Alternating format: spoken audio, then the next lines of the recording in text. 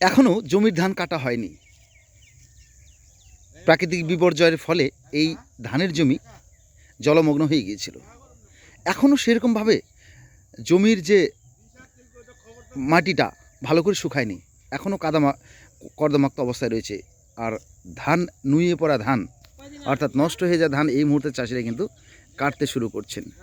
নমস্কার দর্শক বন্ধুরা, আপনারা দেখছেন গ্রামীণ সমাচার। দর্শক, নারী পুরুষ সকলে মিলে এই মুহূর্তে কিন্তু সকাল সকাল ধান কাটতে ব্যস্ত হয়ে পড়ছেন। কেননা এই ধানগুলো তো কিছুদিন আগেই এক প্রাকৃতিক মান্থার প্রভাবে ব্যাপক ক্ষয়ক্ষতি হয়ে গেছিলো। যৎসামান্য কিছুটা হয়তো জমিতে রয়েছে, সেগুলো এই মুহূর্তে চাষিরা কিন্তু কাটছেন।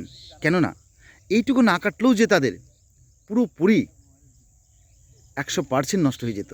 তবে কি অবস্থায় রয়েছে এই ধানগুলো আমরা চলুন দেখে নেওয়ার চেষ্টা করব। দেখতে পাচ্ছেন, সবাই দেখতে পাচ্ছেন। আমরা জেনে নেব চাষিদের কাছ থেকে যে এই মুহূর্তে কতটা ক্ষয়ক্ষতির সম্মুখীন হয়েছেন। নমস্কার দাদা, বলছিলেন এই যে ধানগুলো কাটছেন, এইগুলা এই মুহূর্তে কতটা ক্ষয়ক্ষতির সম্মুখীন হয়েছে? জমিতে যে আমরা ধানটা কাটছি এটা বৃষ্টিতে ধরেন 50-50 নষ্ট হয়ে গেছে। আচ্ছা, এখন যে কৃষকরা যে ধানটা কাটবে সেখানে এখন ধরেন যে লেবারটা আগে লাগতো তার 3 ডবল লেবার লাগছে। আচ্ছা, এক বিঘা জমি ধান কাটতে শুধু কাইটা খালি জমিতে রাখবে, তাতে ধরেন 3500-4000 টাকা খরচা হবে। আচ্ছা, এদিকে ধানের ক্ষতি, ধরেন ধান 50% ধান যেগুলাতে কৃষকের গুলাতে 50% নষ্ট। এই ধানটা কি কৃষকরা লাভবান হতে পারবেন? হ্যাঁ, এই ধানটা কাটার পরে কি কৃষকরা লাভবান হতে পারবেন? না কোনোদিনই লাভবান হতে পারবে না, কারণ তো 50% ধান জলেই নষ্ট হয়ে গেছে। আচ্ছা, এবার যে ধানটা কাটবে সেটা কস্টিং খরচ হয়ে যাচ্ছে আপনার ধরেন বিঘাতে 4000 টাকা। আচ্ছা, আচ্ছা। যা দেখা যাচ্ছে, যা মানে উৎপন্ন হবে তাতে 4000 টাকার ধানও হয়তো হবে না। না, সেটা তো কোনোদিনই সম্ভব না, সে ধান হবেই না। মানে এবার কতটা ক্ষয়ক্ষতির সম্মুখীন হলো চাষিরা? ধরেন বিঘাতে যদি 15 মণ ধান হয় তাহলে ধরেন 7 মণ নষ্ট হয়ে গেছে। আচ্ছা, তারপরে 4000 টাকা খরচা হচ্ছে কাটতে। তারপরে 4000 টাকা খরচ হচ্ছে। বলছি, এই যে আর্থিক একটা ক্ষয়ক্ষতি হলো, সরকারের কাছে কি সাহায্যের আবেদন রাখবে চাষিরা?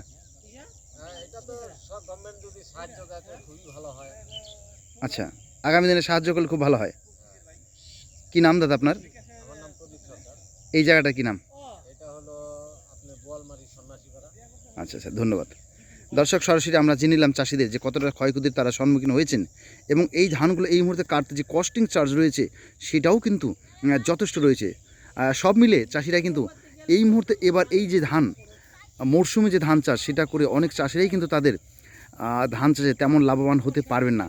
এবং সবশেষে যে চাষিরা যে খাবার বা সারা বছরের রুজি রোজগার সেটাও কিন্তু তাদের অনেকটাই বিঘ্নিত ঘটতে চলছে। হ্যাঁ দর্শক বন্ধুরা, ফিরছি পরবর্তী আপডেট নিয়ে। দেখা হচ্ছে দেশ বিদেশের বিভিন্ন প্রান্তের খবরাখবর নিয়ে। সরাসরি আমি থাকছি, আপনারা থাকুন এবং দেখতে থাকুন গ্রামীণ সমাচার। দর্শক, আমরা প্রতিনিয়ত গ্রামগঞ্জের চাষিদের প্রতিবেদন তৈরি করে থাকি এবং তাদের কেমন চাষবাস রয়েছে। চাষিরা ভালো থাকলেই সকলেই ভালো থাকবে, এটাই তো দেশের ভবিষ্যৎ। ফিরছি পরবর্তী আপডেট নিয়ে। দেখা হচ্ছে দেশ বিদেশের বিভিন্ন প্রান্তের খবরাখবর নিয়ে। সরাসরি আমি থাকছি, আপনারা থাকুন, দেখতে থাকুন গ্রামীণ সমাচার।